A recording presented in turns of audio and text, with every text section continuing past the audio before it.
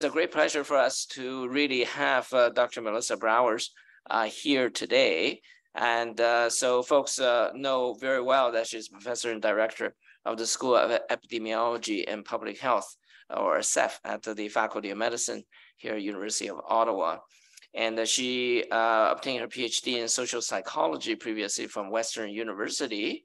And she also holds appointment at the McMaster University in the Department of Oncology and the Department of Health Research Methods and Evidence and Impact, the HEI. And previously, folks may know that she was the provincial director of program Evidence-Based Care at Cancer Care Ontario. And Melissa's, her own research interests include the development of and the dissemination, implementation, evaluation of evidence-based decision tools, such as the important clinical practice guidelines, as well as the standards and quality indicators, and knowledge translation and knowledge brokering. And I personally benefit very much from Dr. Brouwers' expertise when we initially, for example, setting out to do the C-Change harmonized guidelines with Dr. Sheldon Tope from University of Toronto. And Melissa really actually gave us a tremendous amount of insight and experience and tools, including, for example, the AGREE checklist and operational guide. And we're now on the fourth update of the CMAJ, of the C-Change guidelines, which was just published in CMAJ in January as the leading article. And so this is really benefited from Dr. Brouwers' influence and wisdom. And Dr. Brouwers holds a wealth of experience in health services research, especially interested in knowledge synthesis and implementation science. And as at the School of Epidemiology and Public Health at the University, Dr. Brouwers co-lead of the knowledge synthesis and application unit, and also co-lead of the AGREE research enterprise, which is really a global effort that to improve the ability for us to synthesize evidence into practice.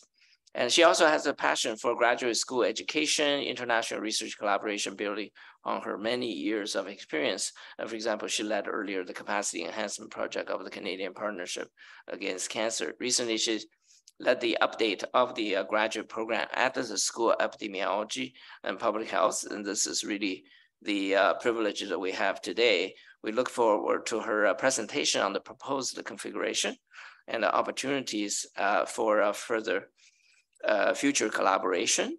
And so we look forward to Dr. Brouwers' presentation today on the SEPH graduate program, revised, reinvigorated, reformed, developing research leaders of tomorrow. Thank you so much, Melissa, a real privilege. Thank you so much, Peter, for the kind introduction. And thank you, everybody, for taking time to learn about this proposed major modification to our graduate program. By way of introduction, in terms of funding and conflicts of interest, there is no funding supporting this. It's just part of the job, and there are no conflicts of interest. Well, I guess my personal conflict of interest that I'd like the major modification to go through. So by way of introduction as well, when we're thinking about health research, what we really see health research is a team sport. So we have individuals who are focusing on molecular issues and discovery research. That's a piece of work that's really, really important. We have other people who, once we see potential discoveries, are thinking about, for example, in the intervention field, around new treatments, new diagnostic measures, new surveillance measures, and maybe doing trial-based research. There could also be people who are using large databases, and how can we use large databases to promote really high-quality research in this area. We move along on the journey of research and getting research used into practice. There are people who are thinking about what is the challenge around getting what we know from research applied to clinical practice and public health practice, whether it be at the individual level by patients or the public or the health professional, or also thinking about the health system. What's the health system needed in order to support best evidence-informed practice? What can we afford? How do we make trade-offs? What sort of health policies are required? And then we can even go further and think beyond just our own context and think internationally about how different options in the health sphere might be of benefit or have limitations internationally, and thinking from a global health perspective.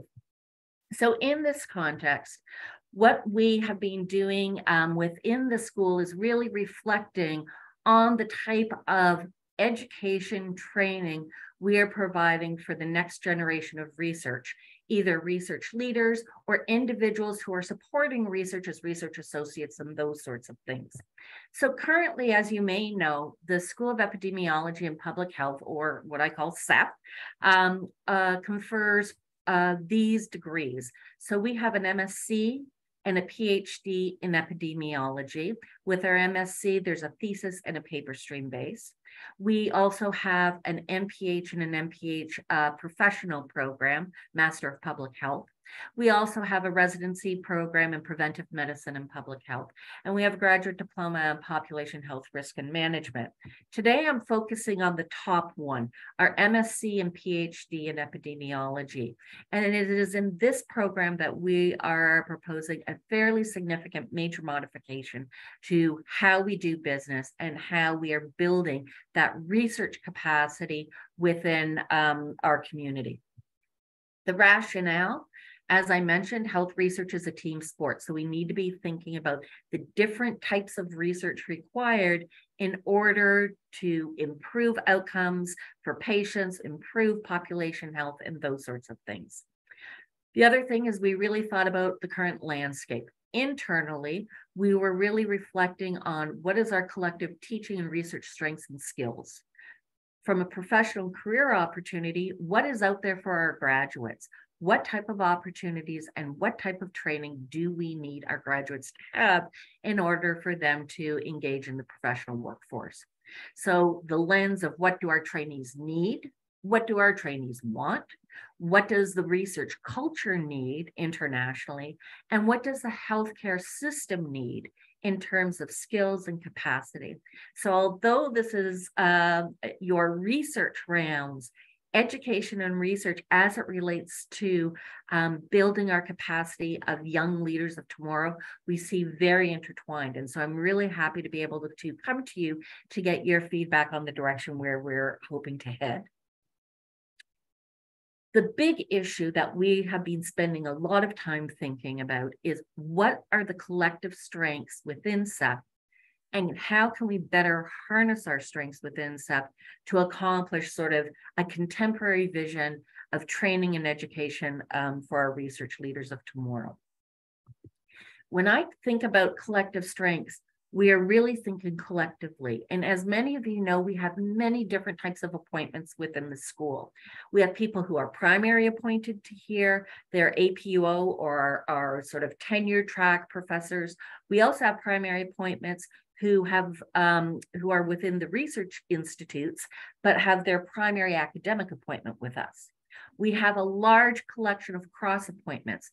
They're primarily clinical researchers, primarily physicians within the clinical space, but we also have nurses. We also have some people from law, some of the other faculties within the university.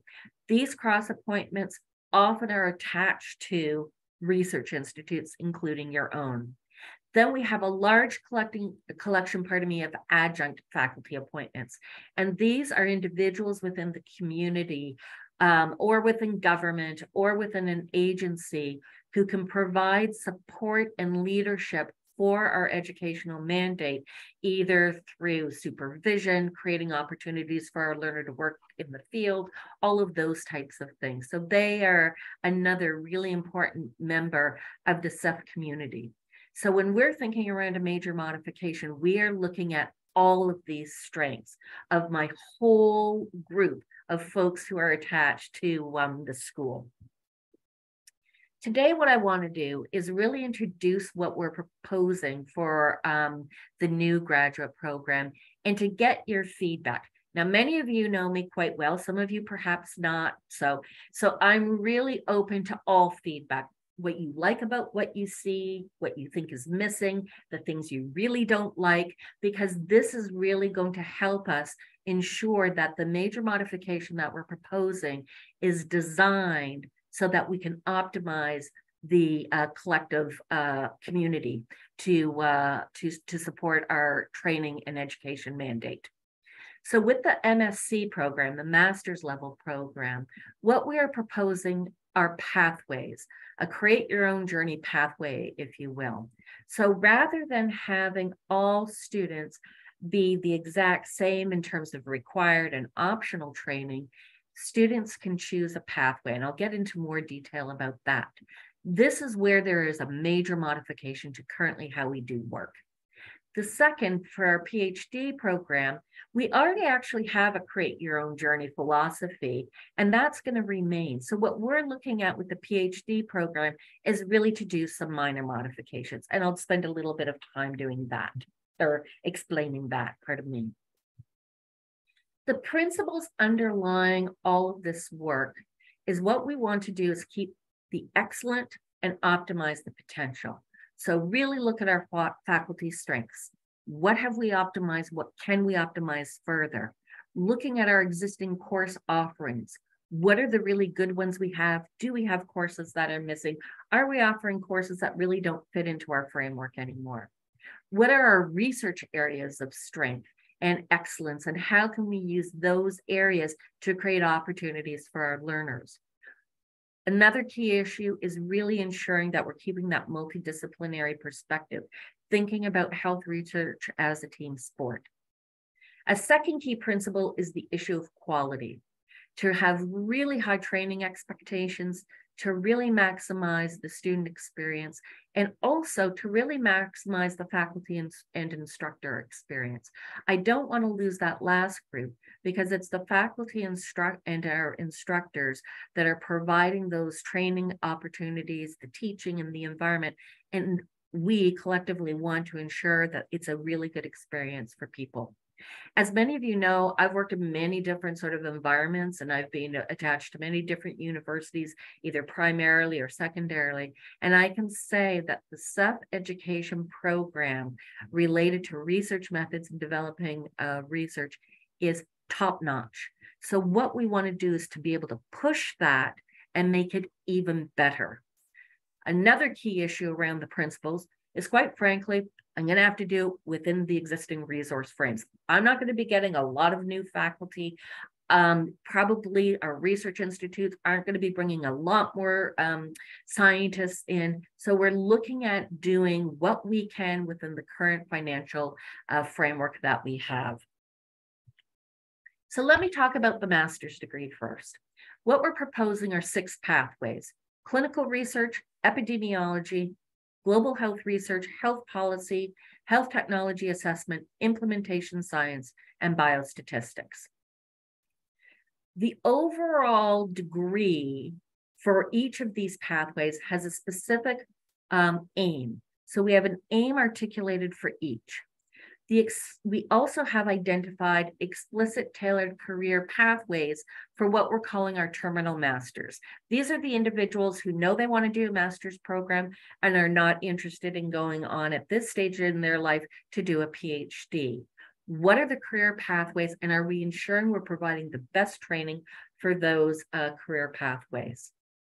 We've also been thinking very carefully about what are required and optional courses for the different pathways, and the methodological and/or content directions for each pathway. If I can step back and just move, I'm going to go backwards 1 slide. There are actually 7 pathways listed here. The reason I say 6 is the biostatistics one is slightly different, because that requires collaboration with our math stats faculty colleagues in order to provide special mathematically oriented stats. So I'll be spending a little bit less time talking about that one. The 6 others would be open to any sort of graduate student that we typically see coming into SEPH.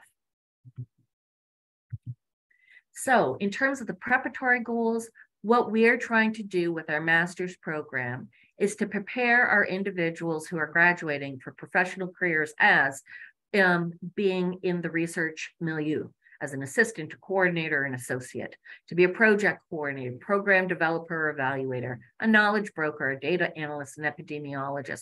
So these are some of the career terms that we want to ensure our master's students, our terminal master's students, can reach and get good quality, high-paying jobs.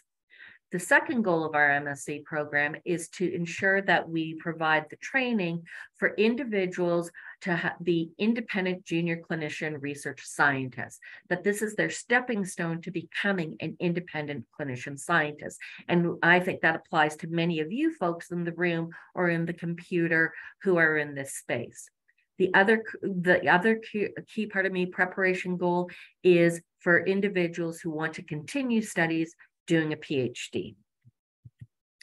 So with respect, and this is just getting into a little bit of operational aspects, but I want to speak about it, is that the type of course requirements and the number of courses is the same as we currently are doing now. The difference is the combination. So for our thesis level or our thesis oriented master's students, they will do 7 3-unit courses. They do the master's seminar series and a thesis. And usually those individuals complete their work in 2 years. Some do it sooner, a few do it a little later, but what we want is a 2-year goal for these individuals. The second, the research paper will be maintained. Here we have 9 3-unit courses, the master's seminar and the research paper, and individuals in this stream can complete it between 1 and 2 years. Ideally, we don't want them to go past 4 terms. Why am I bringing this up? One of the things that we hear about the training is, boy, there's a lot of courses that students have to take. That's true. It's true, and it's different from the other basic science departments within the Faculty of Medicine. It's about the same as some of the departments, for example, in Faculty of Health Science or at other universities. But we really believe it's not only research experience that makes the researcher, and we'll speak about that in a minute, but it's the fundamental core concepts that students really need to be able to master in order to be able to achieve the goals and learning outcomes that we are targeting, especially for individuals who are interested in pursuing an independent research career. You need to put in the time and learn those core principles around methods, data analytical frameworks, content information in order to be a confident independent researcher. And that's where we're looking, confidence and excellence in the research community. I'm going to give you a little bit more detail about some of these pathways. What's new in comparison to what we're doing now is the empirical lens. So for 3 of the pathways, the students will have an opportunity to focus where their research lens is, their methodological lens. So for global health policy and the implementation science streams, students can either focus with an empirical quantitative lens or a mixed methods qualitative empirical lens. In contrast, for the epidemiology, clinical research, and health technology or HTA lens, it will be a required quantitative empirical lens, but mixed methods and qualitative methods are optional for these people. And you'll see it in some of the examples that I'm about to show you. I'm going to focus not on all of the different pathways. We wouldn't have enough time, but I can send you those data, or pardon me, the slide decks. But I'm going to focus on 3, and 3 that I think sort of illustrate some of the differences in how we're going to do business. First, the clinical research, and I anticipate many people in the computer or in the room sort of align themselves within the clinical research pathway. Within this pathway, we have then tiny miniature paths. So students in clinical research can focus on the area of evaluation of clinical technologies. They could focus on clinical trials and investigations, or they could focus on administrative, clinical, and health data. What you'll see are that 4 of the required courses are the same for each of these miniature pathways: introductory epi, introductory biostats, health interventions, studies, and systematic review. Then it modifies slightly in the latter two required courses. So for example, people who are interested in clinical technologies, they would be required to take health economics and health technology assessment. People who are interested in trials would take another biostats course and the more advanced health intervention studies, which is currently called advanced clinical trials. For the administrative and clinical health data individuals, they would take the large administrative databases course and biostats 2. And then here you see in the optional courses, various sort of methodological analytical courses that fit into that cluster. Another key component is the directed reading course, and I'm going to come to that in a minute. An alternative example is the epidemiology program. So with epidemiology, this is classic epidemiology, and it's similar to what we are doing now, but it's modified a little bit. So one of the challenges that has happened within the epidemiology program currently is it specific enough for different pathways to get the core training, or does it get watered down? And it's managing sort of the volume of courses, the interest of students, how to ensure good training. So what we're proposing for the epidemiology stream is that students would the compulsory courses for the students would be Epi 1, Epidemiology 1, Epidemiology 2, Biostats 1, and Biostats 2. In other words, their first year, they have a whole course around stats. They have a whole course around epidemiology divided into both terms. So that will ensure the comprehensiveness for individuals who are interested in epidemiology careers with government, with agencies, to have that core strength. Then if you look at the optionals, there's lots of methodological optionals and analytical optionals. And just as a point of, as I mentioned in the previous slide, there's qualitative methods. So if they want breadth, this is where they can also take qualitative methods. The third example I'm going to give you is the implementation science example. And some of you in the computer or in the room I know are part of this group. In this group, this is an example where students will sort of focus on the methodological analytical lens that they prefer. So for all of the students in the implementation science lens, they would be taking knowledge translation foundations and the systematic review. Then they have the opportunity, if they're more in a quantitative space, their requirements would be Epi 1, Biostats 1, and Biostats 2. If they're more in a mixed methods and qualitative space, they could take the Methods 2 option, which would be Advanced Health Research Methods, or pardon me, Applied Health Research Methods, the Biostatistics course that we've created for our MPH students, and the Advanced Qualitative Methods course.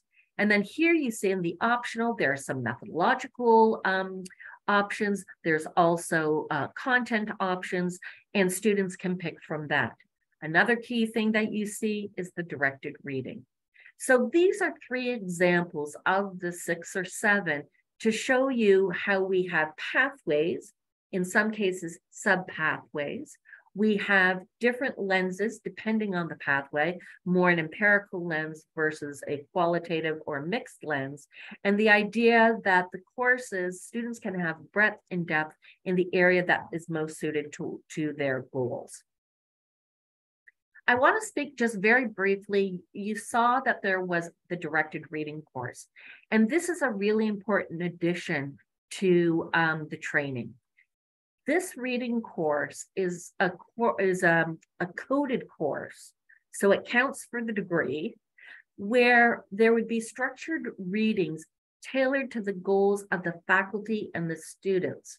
So for example, we believe this is going to be a really important opportunity for our clinical faculty to be able to work with their student that they're supervising, or a few of their students, around what are the research issues specific and unique to that clinical area.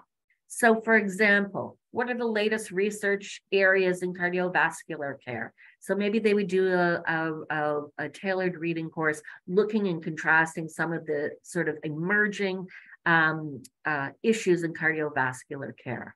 Maybe they want to do something a little bit different. So what are the ethical challenges of conducting research in equity-seeking groups? That could also be placed within the context of their clinical area or content area of interest. So this could be a course that is simply one-on-one, one professor with one student, or it could be more students, depending on the nature of the course. But the goal of this course is tailored, training relevant, and flexible. So how the course is offered, the types of evaluations are done, becomes a flexible arrangement that we provide sort of templates, but it's a flexible arrangement between the faculty member and the trainee. The other thing that we're hoping to use this 1.5 directed reading course is that we know that within a lot of the clinical departments and research institutes, a lot of faculty are doing things like journal clubs or similar like activities. We want to be able to course code that as well, so that that not only counts, if you will, towards your clinical responsibilities and clinical education responsibilities, but the obligations that our cross-appointed faculty have within SEPH.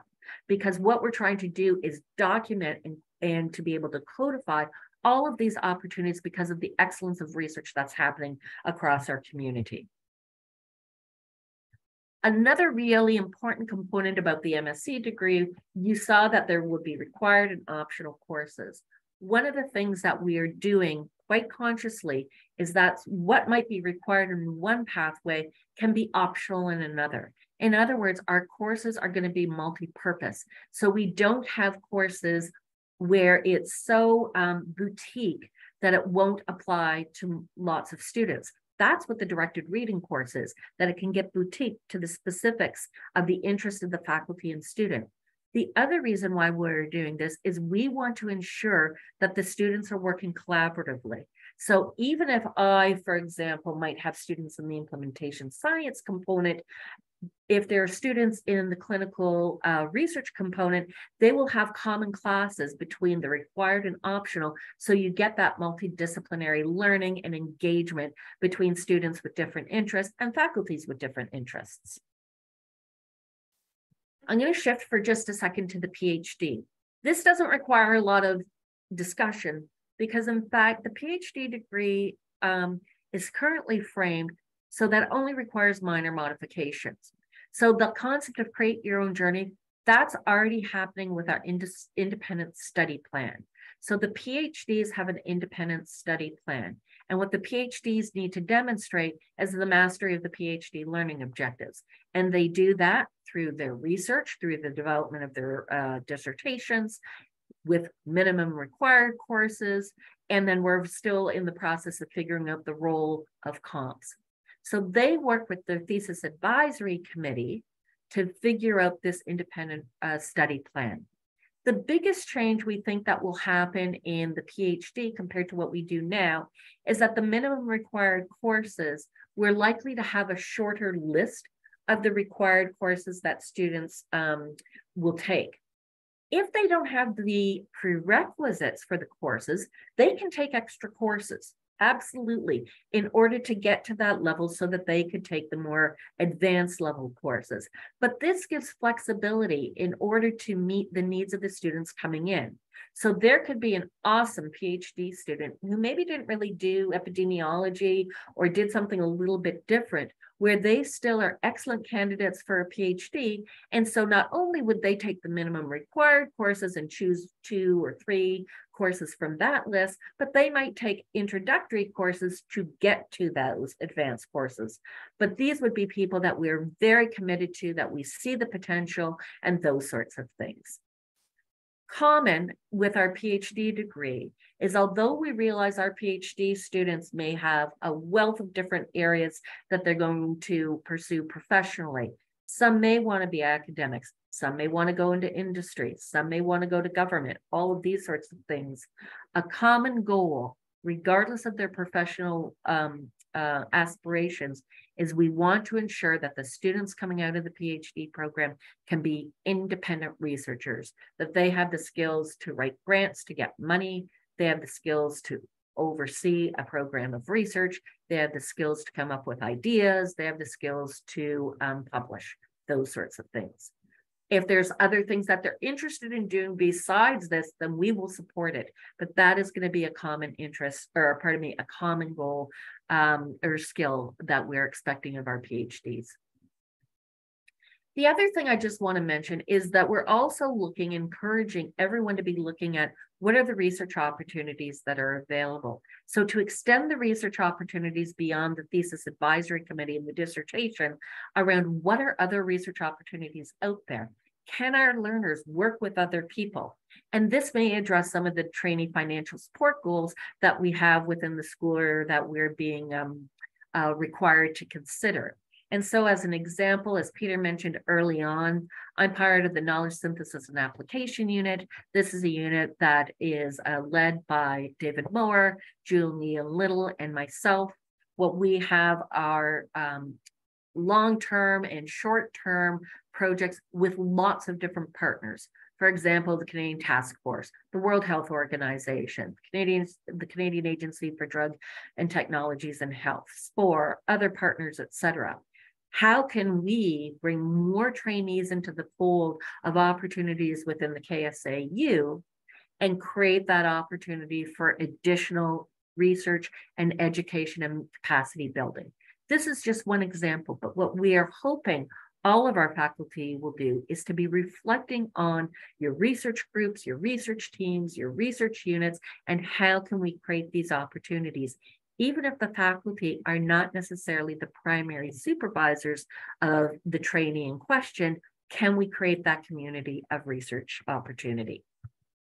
Our next steps, right now we're going through broad consultation with all of the departments, our clinical colleagues in the clinical departments and our research institutes such as today. We want to get the major modification complete in the early spring so that it can be approved by those who have to approve it by Central in June. We are hoping to launch this in September 2024, not September 2023, so not September coming up, the following year.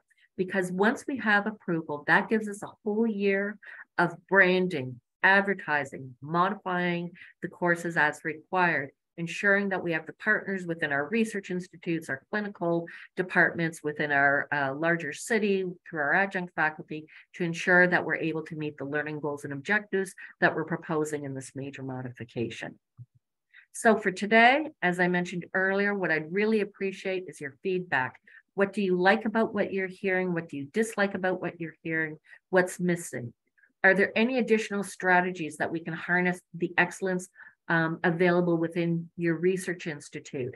Are there better strategies that we haven't thought of to prepare for the next generation of researchers? And I will leave it at that in terms of my formal presentation. And I look forward to a conversation to get your feedback on this proposal. Thank you.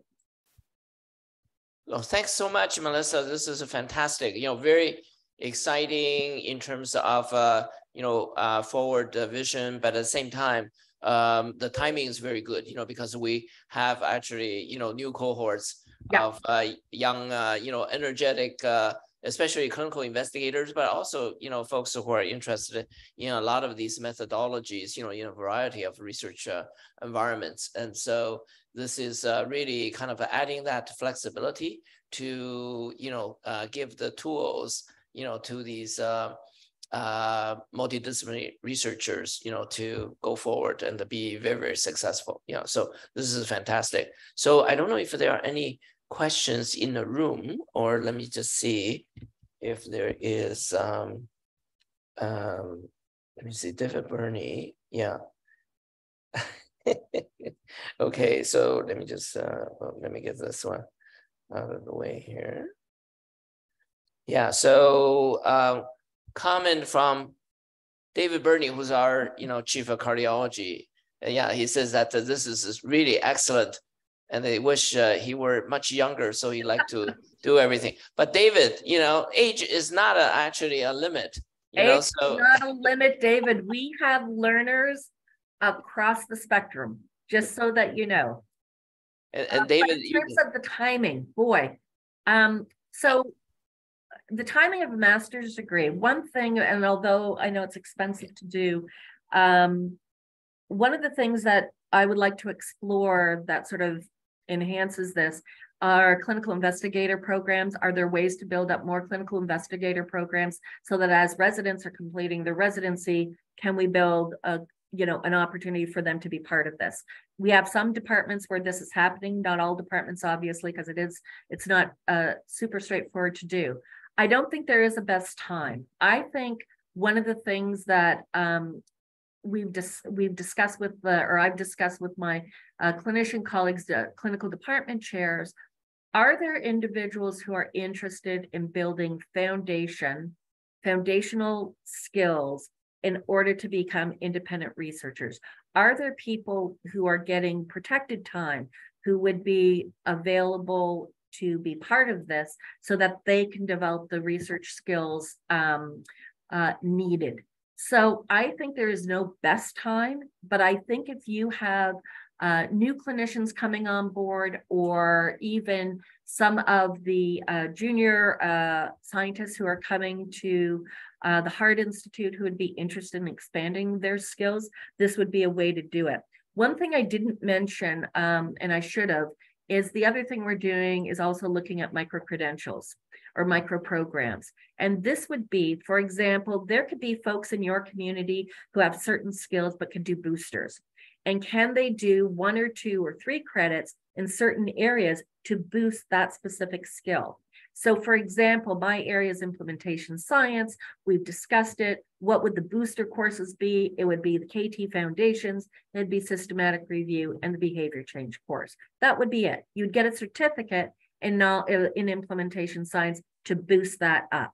And those are other things that we're looking forward into the program to also do. So that may be appealing in terms of flexibility for some of the people who don't want to go through a complete degree, but still want to be able to enhance their research skills.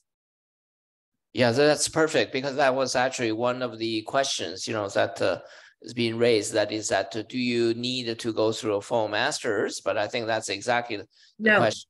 So yeah. this is and I think this will allow, because then people can choose, okay, if I'm interested in a little bit getting clinical research a little bit better, what's the miniature cluster of courses? And then you get a certificate. And then later, if you wanted to bolster it to a master's, then you can use those courses and then bolster on top, if you see what I mean. So that's what we're looking at as well, around how to do those types of things. Yeah, so that's fantastic, because that, in fact, I can use my own experience in which I did some of the courses when I was finish up my fellowship, and then complete the rest when I was a junior faculty. So that you can actually have this combination, and tailored to the career trajectory. This was at Mac, somewhere you were as well. Yeah, but this is the same principle. And I think for somebody like Carrie Ann Mullen, who's really interested in implementation science, that could very well be the package that would help to facilitate that trajectory forward. So other questions, let me just see. This is from Tanya Horsley, and this is excellent, exciting to see regarding the forward vision.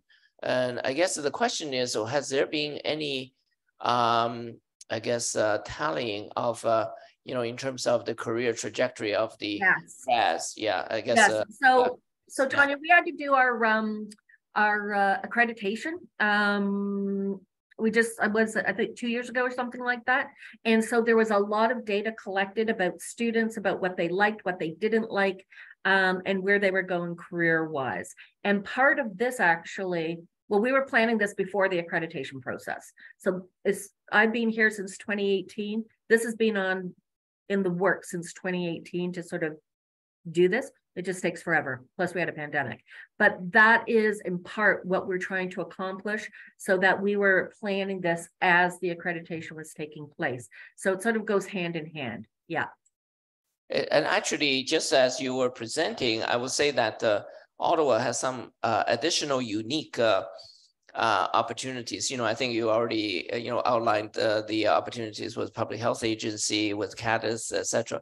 But also, we have had some specific instances, working with Health Canada, also with sort of other departments. Of course, StatsCan, right? Really take advantage of a lot of it. Yeah, StatsCan. So we really want to optimize those folks. We've been doing it as it relates to our Master of Public Health. We've had to use our adjuncts immediately, but what we need to do is also in the research sphere, create that opportunity. We have those relationships. Some students are optimizing those relationships, but I think we need to be more systematic in how we do it so that students can see the breadth of what's out there. One of the other ideas, sorry if I'm getting a little bit off topic, is, you know, for our MPH students, our Master of Public Health students, they have to do a placement for 4 months. It's a requirement for 4 months in the summer, where they do public health and they go out into the community to do public health. Is there an opportunity, not as a requirement, but as an optional sort of a research placement for some students? And this may be of, again, particular interest for people who want to boost. It may be a great opportunity for students who want to become research coordinators, research associates, to get sort of hands-on experience. So when we're thinking about research skills, it's not just independent academic researchers like the people in the room and the people in the computer. That's really important. But we rely on we need good staff. We need good folks to support the research enterprise and be exceptionally well trained to do that. So looking at opportunities there is another, and that phenotype of learner is equally important. Yeah, really underscoring your original opening theme. This is a team sport, right? You know, you really need all the team members to be super skilled.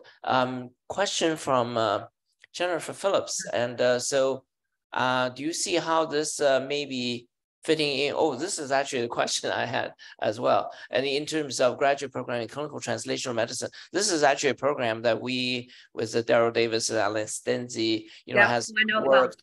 Yeah, and so it was, to a certain extent, tailored to a number of the clinical trainees.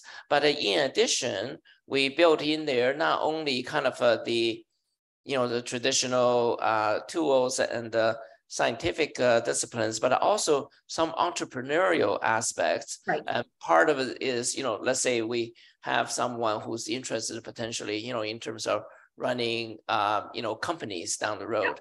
Yep. Knowing the, of course, tools in clinical trials, yep. And but of course, also know some of the business aspect in which we have some components with Telfer and things like that. And yes, so because this came up, and we always thought that this would be a great kind of, sort of a linkage, in terms of individuals who can take advantage of both programs. Yes. So it's going to be a complicated answer. I am going to the CTM group this Friday. So the original consideration of CTM way back when, I would say made a lot of sense to everybody. Then it expanded.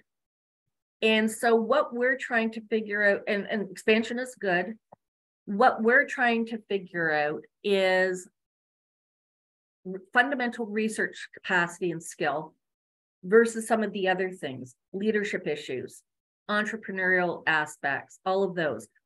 We're not in the entrepreneurial business at SEPH, for example. That wouldn't be something that we would embrace. We're also not we're not also in the translational aspect, say from lab or wet into promising clinical opportunities. So that, like the T1 spell, that's not our space. So what we're doing, because we work with Hélène a lot as well, is I'm hoping that we can get clarification around sort of how do we brand so that people know what we're getting, and how do we not duplicate? I do know that for some individuals, and I don't think that's the intention of the CTM, around the fundamentals of doing research, the proposal for, I would say for some individuals, for some colleagues, it's a little, the format is not something they feel 100% convinced by if it's to build the next generation of independent researchers in the space that we're talking about. People will disagree, and that's okay. But this aspect, and Hélène and I have been speaking about this for years. He knows very much about this program, and looking at where do things, how do we optimize both programs without bumping into each other, without getting students, potential students, mixed up about where they should go and where they, shouldn't go for their goals, with their professional goals. I also have conversations with Telfer with their new master's program, and sort of looking at what they're trying to do and the interface with us. We're also looking at, issues around executive MPH. We're also looking at MPH law. So there's lots of moving parts within our community. And I think looking very collaboratively about how we can intersect where appropriate is going to be the key. So the way I would visualize it, of course, there are a lot of nuance to this, so you have the translational spectrum, right? From T1 to T2 to T3. And I can see that the CTM's focus is more on T1, but it's not exclusive to that, right? Because it's, if you look at the career trajectory, you actually do need some aspect of T2, T3.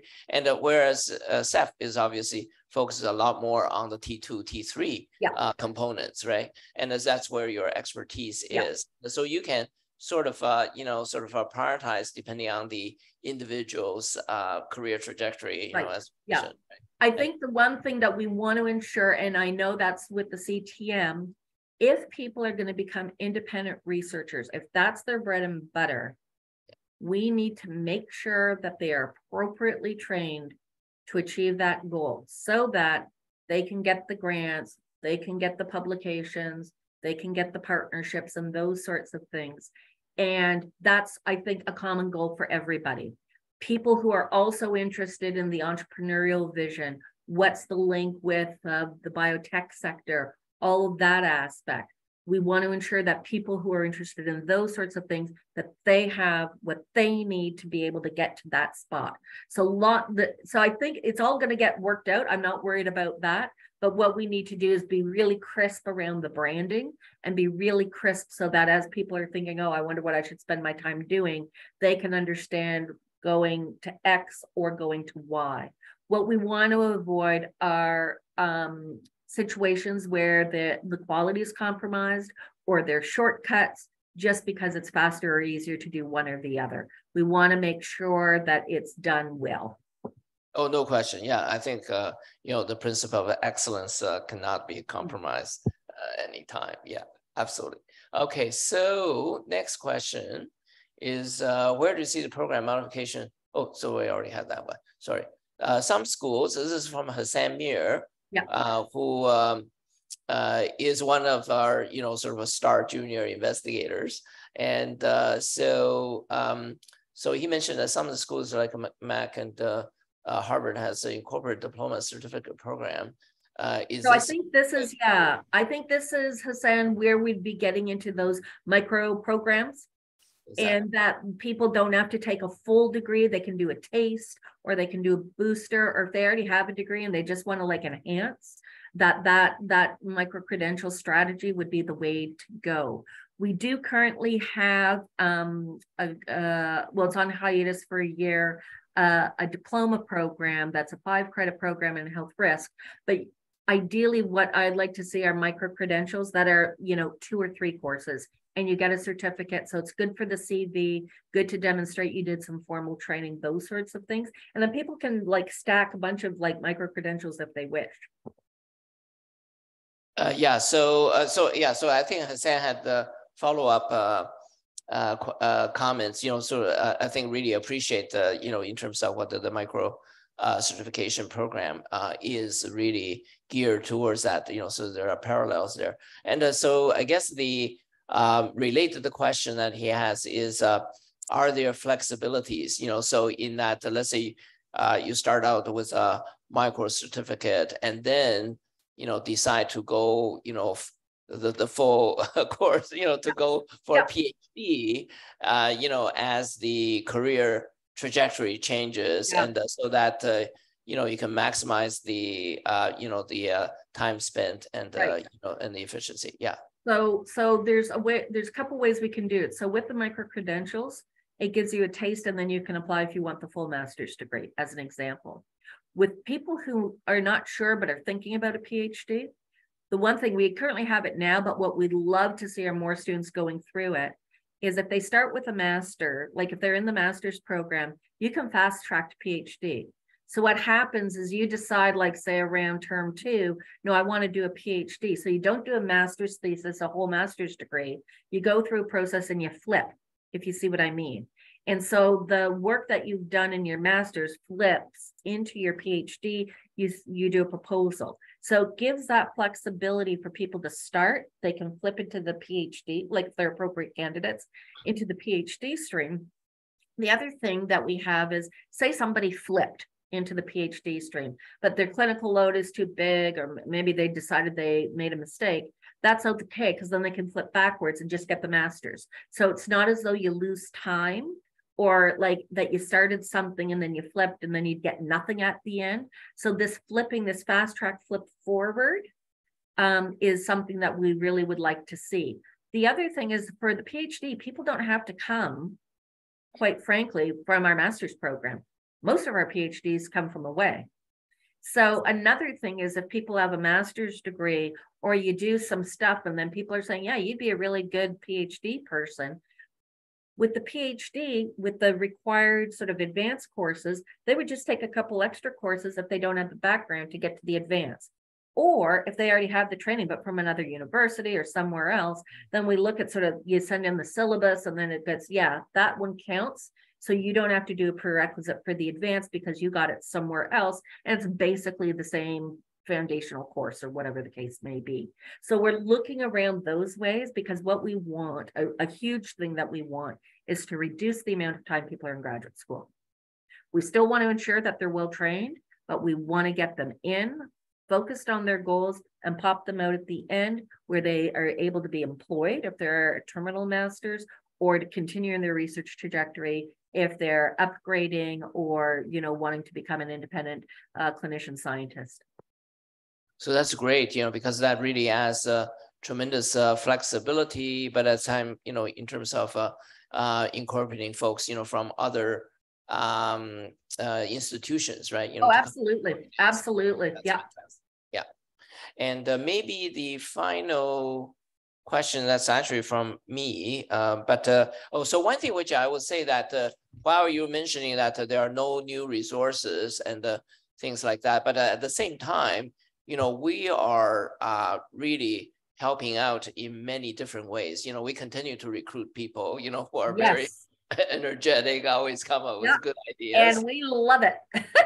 Exactly. And then, we talk with you, to get them cross-appointed into, so people love that. And then the other aspect is that, we continue to, of course, accrue resources, and almost every, major program that we get funded in always need to support trainees, right? Yes. So from there, that's where actually the new resources are coming from outside coming in. Yes. The new resources. So as some of you have heard me lament.